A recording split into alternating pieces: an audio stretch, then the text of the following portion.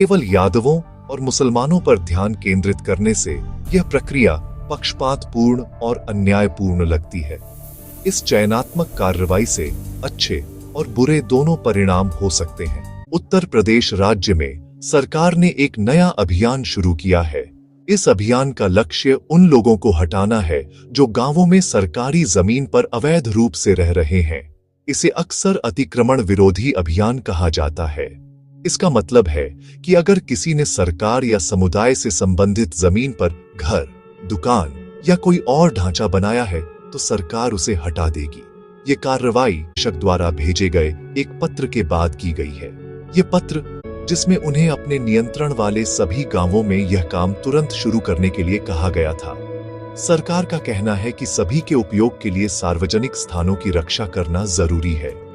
कई गांवों में समुदाय के लिए बनाई गई जमीन पर व्यक्तियों ने अपने निजी उपयोग के लिए कब्जा कर लिया है। इससे बाकी ग्रामीणों के लिए कई समस्याएं हो सकती हैं, जो इन महत्वपूर्ण क्षेत्रों तक पहुंच खो देते हैं। आधिकारिक आदेश में स्थानीय अधिकारियों को ऐसे सभी अवैध कब्जों की पहचान करने और नियमों के अनुसार कार्रवाई करने का निर्देश दिया गया है। इसका विचार यह सुनिश्चित करना है कि सार्वजनिक उपयोग के लिए बनाई गई जमीन सार्वजनिक उपयोग के लिए उपलब्ध हो, न कि कुछ लोगों द्वारा नियंत्रित हो। यह प्रक्रिया राज्य की 57,691 ग्राम पंचायतों में लागू की जा रही है। जिन जमीनों को निशाना बनाया जा रहा है वे बहुत विशिष्ट और गांव के जीवन के लिए महत्वपूर्ण हैं। सरकारी आदेश में कई प्रकार की सार्वजनिक संपत्ति सूचीबद्ध हैं। इनमें ग्राम सभा से संबंधित जमीनें शामिल हैं, जो गांव की शासी निकाय है। इसमें सामुदायिक तालाब भी शामिल है, जो पानी के लिए महत्वपूर्ण है। खाद के गड्ढे, जिनका उपयोग किसान करते हैं। अन्य क्षेत्र खलिहान हैं, जहां किसान अपनी फसलों को संसाधित करते हैं। बच्चों के लिए खेल के मैदान, श्मशान या कब्रिस्तान, जो समुदाय के लिए पवित्र स्थान है। यहाँ तक कि वह जमीन भी इस अभियान में शामिल है, जहाँ पंचायत भवनों यानी स्थानीय सरकारी कार्यालयों का निर्माण होना है। यह अभियान राज्य के विभिन्न हिस्सों में लागू होना शुरू हो गया है। उदाहरण के लिए बलिया जिले में 2 अगस्त 2025 को एक विशिष्ट आदेश जारी किया गया था। इस जिला स्तरीय आदेश ने राज्य सरकार के निर्देशों को दोहराया और सभी खंड विकास अधिकारियों को इन सार्वजनिक जमीनों को साफ करने की प्रक्रिया शुरू करने के लिए कहा। यह दर्शाता है कि सरकार इस योजना को लेकर गंभीर है और यह सुनिश्चित कर रही है कि उसके आदेशों का स्थानीय स्तर पर पालन किया जाए। जैसे जैसे अभियान पूरे उत्तर प्रदेश में आगे बढ़ेगा, वैसे वैसे अन्य जिलों में भी ऐसी ही कार्रवाई देखने को मिलने की उम्मीद है। इस अभियान के लिए जारी सरकारी आदेशों ने कई सवाल खड़े किए हैं, क्योंकि उनमें विशेष रूप से कुछ समुदायों का नाम लिया गया है। पंचायती राज निदेशक का वह पत्र, जिसने इस पूरे अभियान की शुरुआत की, एक भाजपा नेता विवेक कुमार श्रीवास्तव द्वारा मुख्यमंत्री को लिखे गए पत्र के बाद लिखा गया था। इस नेता के पत्र में विशेष रूप से यादव जाति और मुस्लिम धार्मिक समुदाय के लोगों द्वारा किए गए अवैध अतिक्रमणों को हटाने के लिए एक अभियान का अनुरोध किया गया था। इसके बाद जारी सरकारी आदेश ने इस पत्र को अपना आधार बनाया, जिससे अभियान की निष्पक्षता को लेकर व्यापक चिंता और बहस छिड़ गई है। कुछ विशेष समूहों पर यह ध्यान देना एक सरकारी कार्रवाई के लिए असामान्य है, जिसे सभी पर समान रूप से लागू होना चाहिए। आमतौर पर जब सरकार अवैध ढांचे हटाना चाहती है, तो कानून हर उस व्यक्ति पर लागू होता है जिसने इसे तोड़ा है, चाहे उसकी जाति या धर्म कुछ भी हो। विशेष समुदायों का नाम लेकर सरकार का आदेश यह बताता है कि वह इन समूहों द्वारा किए गए अतिक्रमणों पर दूसरों की तुलना में अधिक बारीकी से नजर रख रही है। इससे कई लोगों को यह चिंता हुई है कि यह अभियान केवल सार्वजनिक भूमि को साफ करने के बारे में नहीं है, बल्कि राजनीतिक कारणों से समाज के कुछ वर्गों को निशाना बनाने के बारे में भी है। सरकार का इस कार्रवाई का कारण, जैसा कि आधिकारिक पत्रों में कहा गया है, सार्वजनिक भूमि को सामुदायिक उपयोग के लिए मुक्त करना है। हालांकि समुदायों के चयनात्मक नामकरण ने एक अलग कहानी बनाई है। आलोचकों का तर्क है कि यदि समस्या अवैध अतिक्रमण है, तो सरकार को सभी सार्वजनिक भूमियों का सर्वेक्षण करना चाहिए और हर उस व्यक्ति के खिलाफ कार्रवाई करनी चाहिए जिसने इस पर अवैध रूप से कब्जा किया है, चाहे वे कोई भी हो। केवल 2 समुदायों पर ध्यान केंद्रित करने से भेदभाव के आरोप लग सकते हैं और समाज को विभाजित कर सकते हैं। इससे ऐसा लगता है कि समस्या केवल इन्हीं समूहों के कारण है, जो सच नहीं हो सकता। यह स्थिति अलग थलग नहीं हो रही है। हाल के महीनों में उत्तर प्रदेश में ऐसे अन्य मामले सामने आए हैं जहां हाशिए पर पड़े समुदायों के लोगों को बेदखली का सामना करना पड़ा है।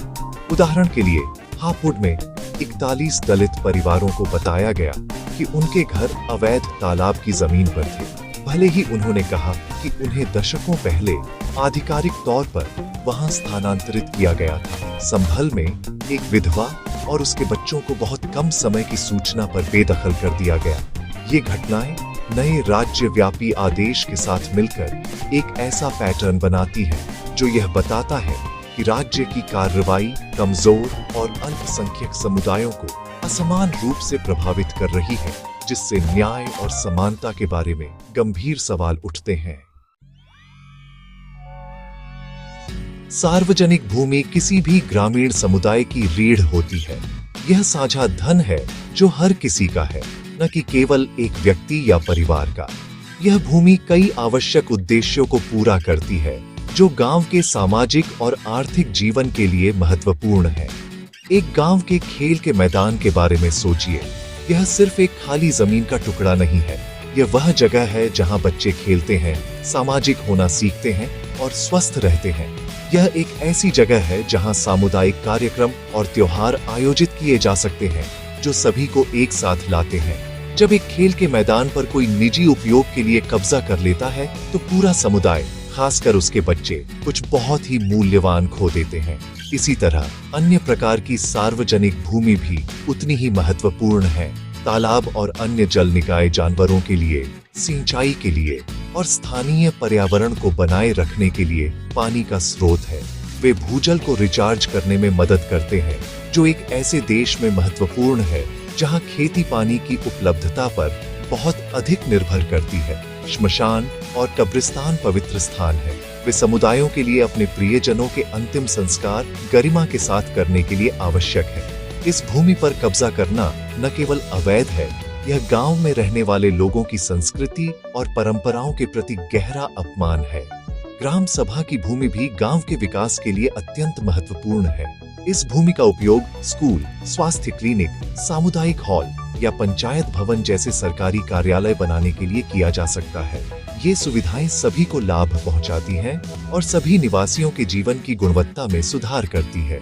यदि इस भूमि पर अतिक्रमण किया जाता है तो इन आवश्यक सार्वजनिक सेवाओं का निर्माण करना असंभव हो जाता है। गांव की प्रगति रुक सकती है क्योंकि विकास के लिए आवश्यक भूमि पर अवैध रूप से कब्जा कर लिया गया है। इस भूमि की रक्षा का अर्थ है स्वयं गांव के भविष्य की रक्षा करना। इसीलिए सार्वजनिक भूमि को मुक्त करने का सरकार का घोषित लक्ष्य सिद्धांत रूप में बहुत महत्वपूर्ण है।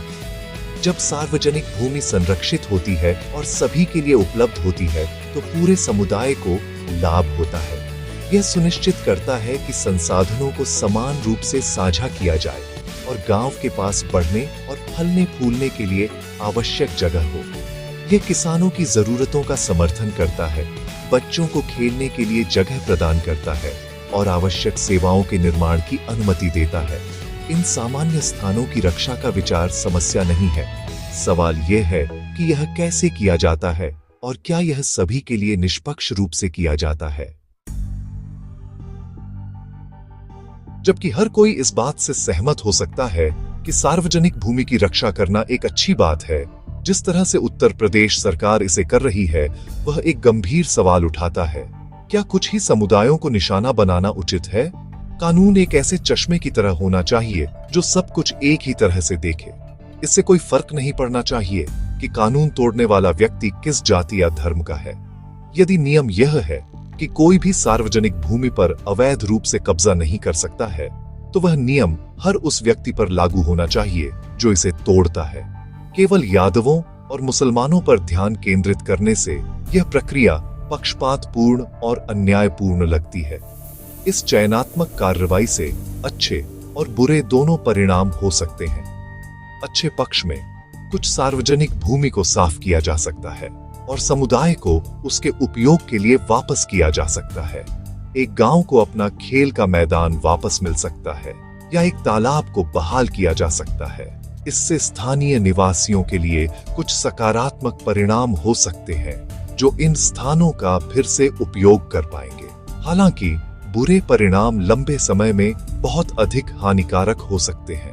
जब कोई सरकार विशिष्ट समुदायों को निशाना बनाती है तो यह पीढ़ियों से एक साथ रहने वाले लोगों के बीच गहरी दरार और अविश्वास पैदा कर सकता है। यह उन समुदायों के लोगों को असुरक्षित और अनुचित व्यवहार महसूस करा सकता है। यह दृष्टिकोण एक ऐसे समाज को भी जन्म दे सकता है जहां कानून का शासन कमजोर हो जाता है। यदि लोग देखते हैं कि कानून का उपयोग कुछ के खिलाफ किया जाता है लेकिन दूसरों के खिलाफ नहीं, तो वे व्यवस्था में विश्वास खो देते हैं। न्याय न केवल किया जाना चाहिए बल्कि इसे होते हुए देखा भी जाना चाहिए। एक निष्पक्ष प्रक्रिया में सभी सार्वजनिक भूमि का उचित सर्वेक्षण शामिल होगा, जिसमें हर अतिक्रमणकारी की पहचान उसके नाम या पृष्ठभूमि को देखे बिना की जाएगी। कानून के अनुसार सभी को उचित नोटिस दिया जाना चाहिए और अपना पक्ष प्रस्तुत करने का अवसर दिया जाना चाहिए। लक्ष्य सार्वजनिक भूमि को बहाल करना होना चाहिए, न कि किसी विशेष समूह को दंडित करना। अंत में समाधान समानता और निष्पक्षता पर आधारित होना चाहिए। अवैध अतिक्रमण हटाने के नियम सभी के लिए समान होने चाहिए। सरकार को एक स्पष्ट और पारदर्शी प्रक्रिया के साथ कार्य करना चाहिए जो सभी नागरिकों पर समान रूप से लागू हो। यह सुनिश्चित करने का यही एकमात्र तरीका है कि न्याय मिले और अभियान को सार्वजनिक संसाधनों की रक्षा के लिए एक वैध प्रयास के रूप में देखा जाए, न कि विशिष्ट समुदायों को निशाना बनाने के लिए एक राजनीतिक उपकरण के रूप में। एक निष्पक्ष प्रणाली समुदाय को मजबूत करती है, जबकि एक पक्षपातपूर्ण प्रणाली इसे तोड़ देती है। आगे का रास्ता ऐसा होना चाहिए जो सभी के समान लाभ के लिए लोगों को एक कानून के तहत एकजुट करे।